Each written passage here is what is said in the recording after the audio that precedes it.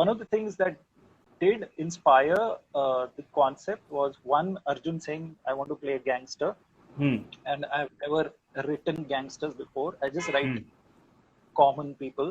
So Yeah. it was kind of an interesting challenge for me to, without, I don't want to Hmm. pretend like I know anything about the crime ki dunya. And the second thing was there was this clip of Arjun's friends on Instagram. I forget their name. Hmm. I don't know if he's on this chat right now. Maybe he can point them out. These guys used to riff off each other's singing. They were singing Mohammed Rafi ke gaane, Hmm. and it was so funny. Like they were actually really good singers. Hmm. So they would sing songs, and the other one is like उसका सुर correct कर रहा है. मैं tuneless है तो मैं करके भी नहीं बता सकता तुम्हें.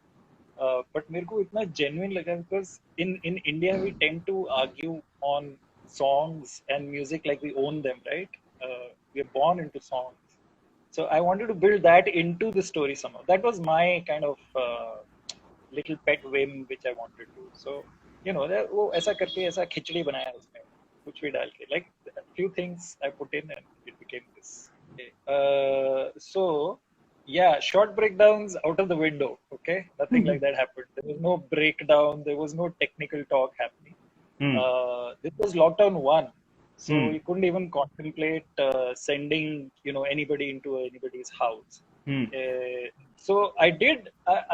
I thought I was being very like smart. मैंने एक Zoom call arrange किया जिसमें I made them read the script. Okay, kind of act it out, and I would look at them. So I wanted to be witness. The thing with directors is ना उनको control चाहिए. Like, and that's all it is. If you're working with really good people, you just need to tell them, 2 degrees left, 2 degrees right, because otherwise you're just a witness. So I wanted to be there, and we tried this Zoom call, and it just went haywire. Like, यही हो रहा था जो तेरे मेरे साथ में हो रहा है. Like, network चला गया, बीच में आ हो रहा है. So the live energy is just dead. So I very quickly realized कि this particular film I'll have to make by losing control. I can't keep control on that. So I started designing it for better briefings of character and letting these two actors interpret it in a certain way.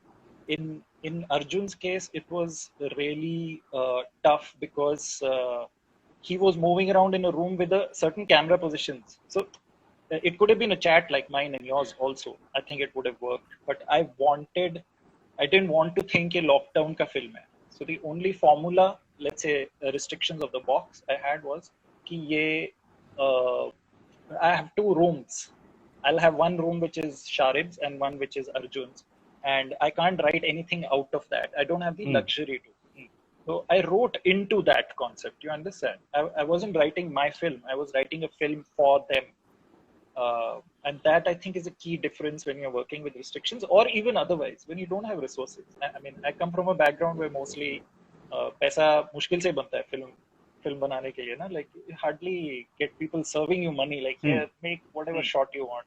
तो वो beauty and all of those things, the shot breakdown ऐसा होएगा, camera angle इधर से कुछ नहीं होगा.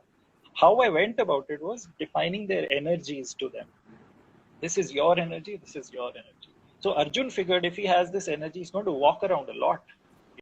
He's in somebody else's house, he's agitated. Uska state of mind वैसा है. And Sharib figured that he's kind of सहमा हुआ. In fact, I was trying to get him to move the camera, but he said, I would be so shocked. I don't think I'm going to move. Partly it came from his restrictions of his. He lives in a running household. मतलब Arjun lives with his parents. Sharib lives with a wife and two kids. In the middle of Ramzan, like the second day of Ramzan, he shot. So I said, okay, जो भी हो रहा है, जैसे भी हो रहा है, I'll just take it. So in a way, the design of the film was happening on the fly. I would see Sharib would show me a room. He would say, ये कैसा भाई? I said, ये अच्छा, इससे कुछ better हो सकता है. तो then he would go and look like, ये कैसा लग रहा है? I said, ये करते हैं, वैसा करते हैं. And he's done his little bit of designs. Okay, so Sharib's part of the shoot is actually shot against a wall. But he's actually gone and chosen a wall, and I personally love that first shot. I love that first shot. I could watch a whole it's just me. I don't think anybody else would like it. I could watch a whole short film of a guy performing in front of a wall, you know. And he gave it to me. He gave me that extra 30 seconds. He said, "यहाँ ना कुछ करता हूँ मैं, because why does this chap break out in song later? There must be some association with music." So in that sense, the actors were designing the film. More than that, now, I mean, obviously, it's down to our working methods, how much we control and not, and maybe time teaches us other things. But I think this was also a good lesson to know that film is made of the people. Film is not made of craft. Because craft, we pulled it off in some way, and thanks to guys like you, whom I'm actually talking about it. Otherwise, I would have happily seen it by myself.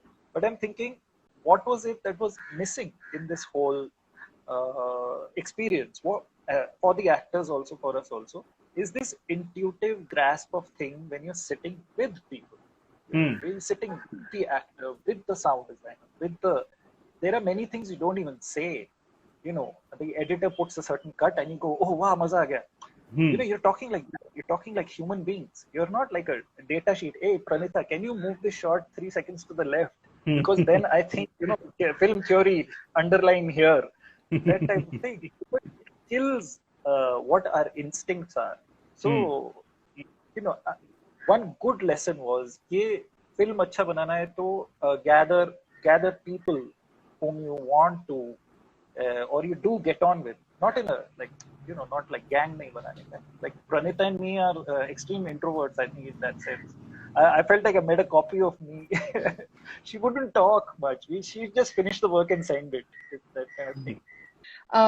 So the film, I think like initially it started out, I had like this thing for many years that was bothering me with something my grandmother used to do, which was when we were kids, we had a lot of staff growing up, and if a maid came into the house, then she would, if her name was similar to a family member's name, then her name would get changed.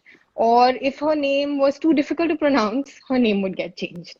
So I remember even as a child thinking that how messed up this was, that she didn't even have a right over her name. And so that's something that has stayed with me for really long. And then the catalyst kind of happened when I joined. There are these Facebook groups online where there's a lot of moms, and I was also a mom of young kids at the time, and a lot of moms looking for maids, and they're all very desperate, and because they desperately need someone to help them with their children. And there's a lot of discussion about what is okay and not okay for the maid to be doing or not doing. What are the rules of engagement? So is it okay for her to put her clothes in the washing machine? Is it okay for her to have a boyfriend? And then there's discussions about, how she dresses, what her clothes are like, does she look like a maid?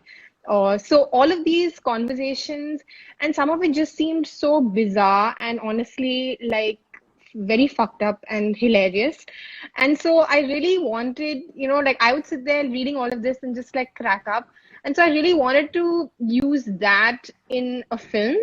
And so that really served as the inspiration for a lot of it between those few things. So yeah. So I think this like my experience of basically like sitting there and laughing, honestly, I really wanted to recreate that in the film. And so I really went about it with this desire to write a story about this, and that was in this form. I wasn't sure about what the story was. Like the story part of it was a bit of a struggle because I mean, if you really think about it, it's really stupid, the story. It's not very like some grand plan. So in that sense, the story came a little later, but the tone definitely came first. In the sense, for a while I struggled. It was becoming very serious because obviously, like there are situations where this is really actually it's pure evil at some level, and many horrible things happen to domestic help. So then I think the satire really came when I finally found the voice of this character. Like I just started randomly writing a voiceover of what she would be thinking, and that sort of really brought it together then. And that's where the satire came from, I think, is that what this person actually thinks. And also I was able to then bring that voice of these mothers in that Facebook group into this film. So yeah. I know. So they were all actually like many different things from all kinds of Hmm. research, and part of it is my own experiences. And Hmm. then like taking all those things to another level and exaggerating it. I mean, servants lift is Hmm. something that is in so many Hmm. buildings and so many people Hmm. have it. So yeah, so Hmm. I think so it's just taking that and then exaggerating it up one level. And even the Hmm. food, this is something like they are served leftovers, right? I mean, Hmm.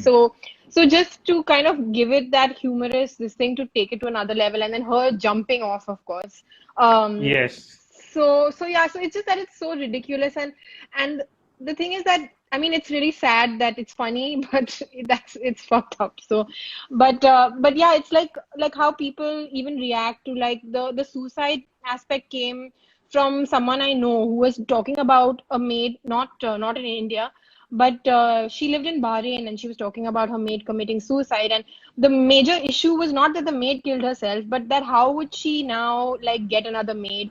How would she Hmm. organize to get this maid out of the maid's body out of her house? So it was just like bizarre to another level.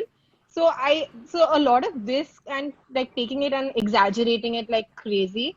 That's sort of what I went after. And then the masks were actually inspired by I went to a wedding in Goregaon. There was a wedding reception and they had food and everything. Hmm.